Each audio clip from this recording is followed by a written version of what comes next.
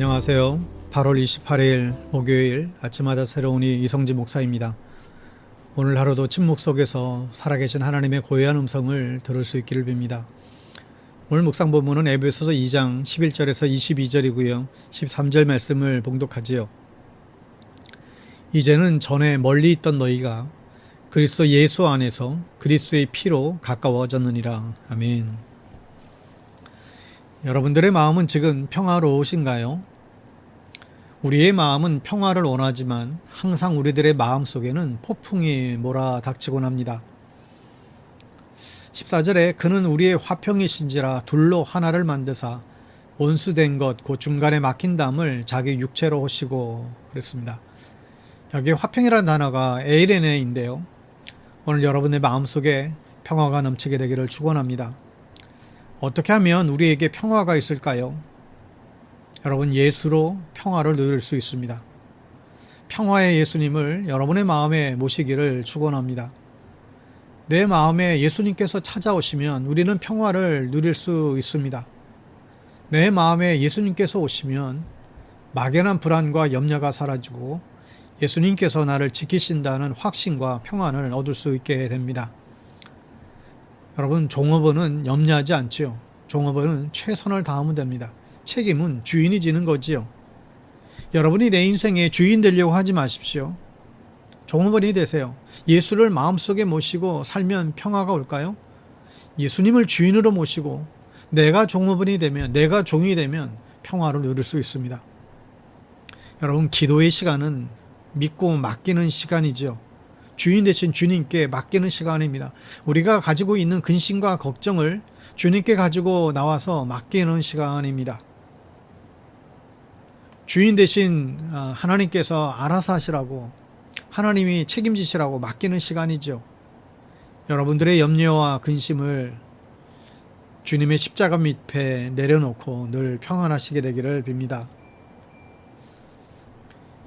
오늘 12절 말씀에 보면 그때의 너희는 그리스도 밖에 있었고 이스라엘 나라 밖의 사람이라 약속의 언약들에 대해서는 외인이요 세상에서 소망이 없고 하나님도 없는 자이더니. 사도 바울이 신학에서 무척 중요한 개념이 그리스도 안에서라는 개념이에요. 세상 사람들은 둘로 나뉘어 있습니다. 그리스도 안에 있는 사람과 그리스도 밖에 있는 사람들이죠. 우리가 어떻게 하면 예수 안에 거하려면 어떻게 해야 될까요? 여러분, 예수 안에 거하는 삶, 가장 중요한 것은 예배에 있습니다. 우리는 예배를 통하여 우리가 주님의 백성임을 다시 확인하지요.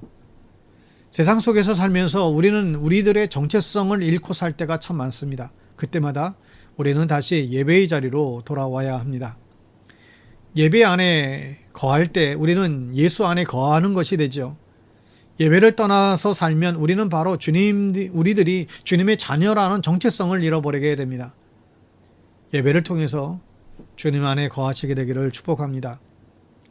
또한 찬양을 통해서 그리스도 안에 거할 수 있지요. 여러분, 화가 날 때 찬양을 해본 적이 있으신가요? 우울할 때 찬양을 해본 적이 있으신가요? 너무나 답답하고 정말 억울할 때, 정말 고민이 많을 때 찬양을 해본 적이 있으신가요? 저는 찬양을 참 좋아하는 편인데 은혜로운 찬양을 늘 가까이 하면서 틈나는 대로 듣곤 합니다. 여러분, 그런데 찬양을 하면 참 놀라운 일이 벌어집니다. 내가 사는 공간이, 내가 머물고 있는 그 공간이 성령님으로 가득 채워지는 은혜를 경험하곤 합니다. 여러분, 마음이 답답할 때 주님을 의지하며 찬양하시기 바랍니다. 찬양을 통해서 예수 안에 거할 수 있게 되기를 축원합니다. 그리고 기도를 통해서 그리스도 안에 거할 수 있죠. 여러분, 기도는 하나님과의 대화입니다. 기도를 통해서 우리는 하나님께 나의 뜻을 전할 수 있고 하나님께서 주시는 말씀을 받을 수가 있지요. 기도는 놀라운 힘이 있습니다. 기도를 통해서 우리는 성령님의 보호하심을 경험할 수 있지요. 우리가 주님 안에 거하게 되면 주님의 보호하심을 경험하게 됩니다. 성도 여러분, 예수 안에 거하는 사람이 되십시오. 주님 밖으로 나가지 마십시오. 가끔 우리는 주님 밖으로 나가려는 충동을 느낄 때가 생겨요. 여러분, 그러나 주님 밖으로 나가면 보호함이 결코 없습니다. 주님 밖에 나가면 영원한 죽음이 기다리고 있을 뿐이죠.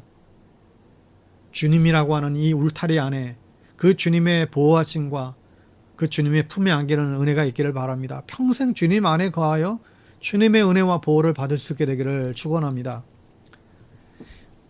오늘 20절에 보면 너희는 사도들과 선지자들의 터 위에 세우심을 입은 자라 그리스도 예수께서 친히 모퉁이돌이 되셨느니라. 모퉁이돌을 영어로 우리가 코너스톤이라고 하죠. 코너스톤은 무엇일까요? 이 말을 알려면 그 당시의 건축 방식을 알 필요가 있습니다. 지금 건축 재료는 나무, 콘크리트, 강철 등을 쓰잖아요. 이런 재료로 집을 짓습니다.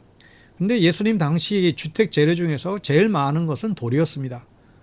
돌을 가지고 기초 공사를 해야 했지요. 하지만 규격화된 벽돌들이 없었기 때문에 돌을 쌓아서 기초를 쌓고 벽을 올리곤 했습니다. 그런데 돌들은 생긴 것과 크기가 제각각이잖아요. 그래서 코너스톤이 필요한 것입니다. 건축가들은 제일 먼저 좋은 돌로 모퉁이에 돌을 놓습니다. 이게 기준이 되는 것이죠. 이 돌을 중심으로 가로와 세로에 돌을 쌓기 시작합니다. 모퉁이 돌이 건물의 방향을 정하고 다음 돌들의 크기도 정합니다. 모퉁이 돌은 한마디로 기준이 되는 돌이지요. 여러분, 예수 그리스도께서 우리의 모퉁이 돌이 되어 주십니다. 오늘 21절에 그의 안에서 건물마다 서로 연결하여 주 안에서 성전이 되어가고 그랬습니다. 예수를 통해서 우리는 서로 연결해야 됩니다. 예수님께서 교회의 중심이라는 것이죠.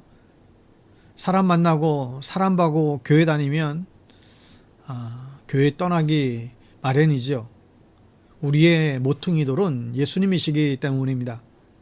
예수님은 우리 믿음의 출발점이죠. 매일매일 예수님을 묵상하면서 사세요. 예수님이라면 어떻게 하실지를 고민하시기 바랍니다. 예수님의 방법을 배우고 예수님의 방법으로 평화를 이루는 사람이 되어야 합니다. 우리가 학생 때 체육 시간이나 무슨 집합을 할 때 또 군대 가면 기준이란 말이 있죠. 줄을 설 때에 그 기준을 중심으로 정확한 거리를 유지해야만 합니다. 행군을 할 때도 마찬가지죠. 걸어가면서 옆눈으로 기준을 보고 그 기준과 정확한 거리를 유지해야 합니다. 안 그러면 혼자서 엉뚱한 위치에 있게 되지요. 예수님이 모퉁이 돌이라고 하는 말은 예수님께서 우리 교회의 기준이 되시는 분이라는 사실입니다. 매일매일 주님께서 무엇을 원하시는지를 바라보세요. 내가 기준이 아닙니다. 내 기준으로 하나님의 뜻을 바꾸려고 하지 마십시오. 주님의 뜻을 기준으로 내 삶의 방향을 변화시켜야 됩니다. 매일매일 예수님을 바라보며 내 삶의 위치를 바로잡을 수 있게 되기를 축복합니다. 샬롬.